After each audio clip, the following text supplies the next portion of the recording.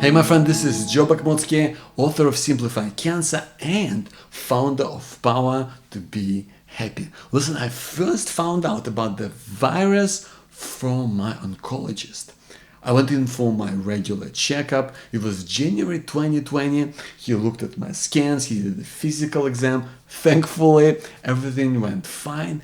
But then he just told me that he literally walked off the plane from the United States and they stopped over in China. And this is when all the madness started to really break out. Because he was telling me about people running around in masks and just panic, and people who started freaking out. And this was still early stages. And he told me about the, virus rate of replication and what that really might mean if things stand as they are.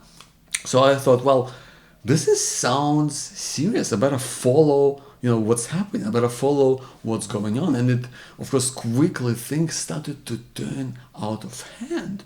There was people started panicking because the numbers were all over the world. It was just exponentially just blowing up, and you started to see a number of people dying and number of infections, everywhere. And you started to see, empty supermarket shelves. And then you started to see really confronting photos of mass graves in New York. So all of this, everything just went completely off the charts. And, I realized that this thing is big and it's scary. And this pandemic is reshaping our world right now.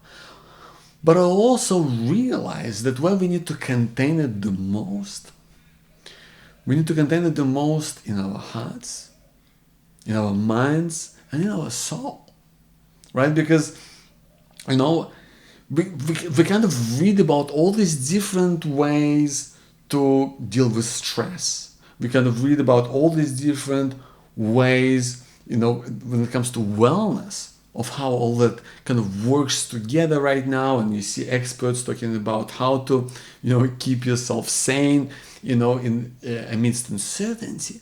But I've realized that these techniques, these strategies, these approaches, they are not made for these times. This is the truth.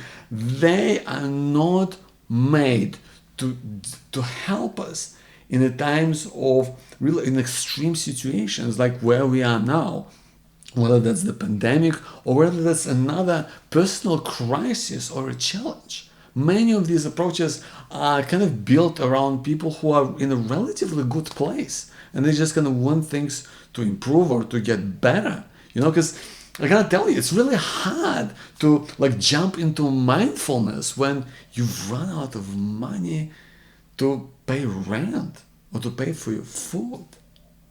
It's really hard to meditate when maybe you feel sick and you think maybe you have the virus and you're afraid to go get tested because you don't want to catch it, if you didn't have the virus in the first place.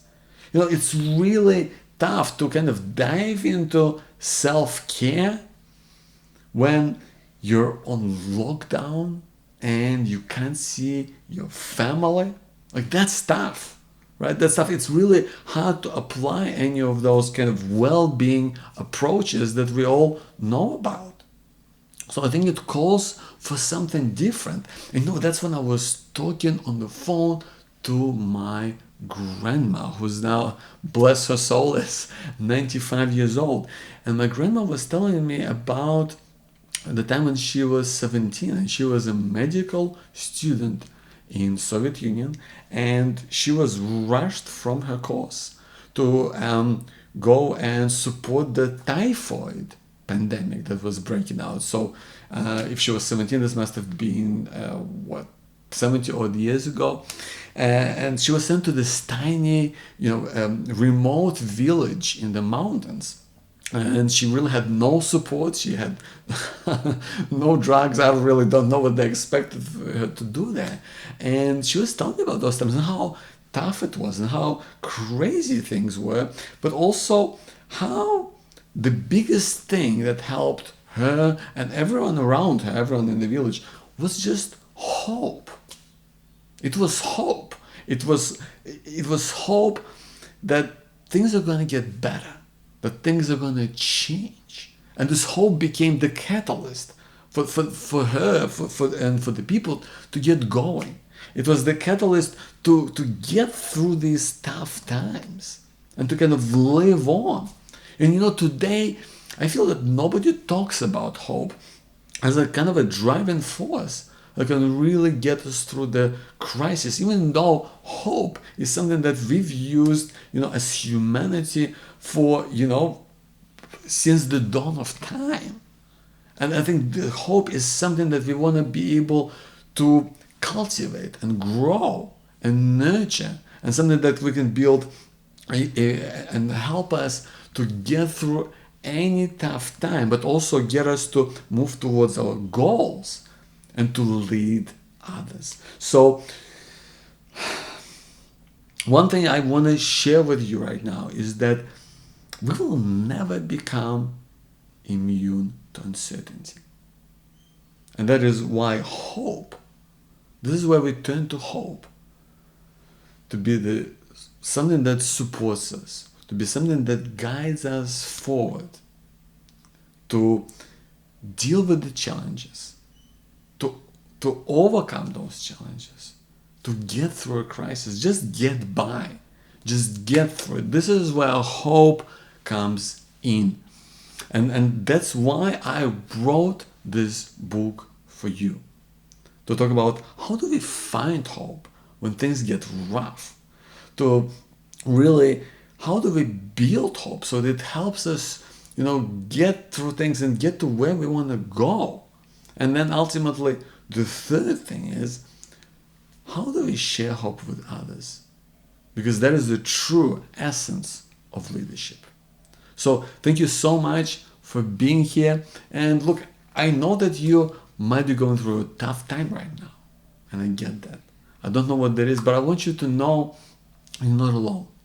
You're not alone, that we're here for you. And by we, I mean, it's us. It's our community.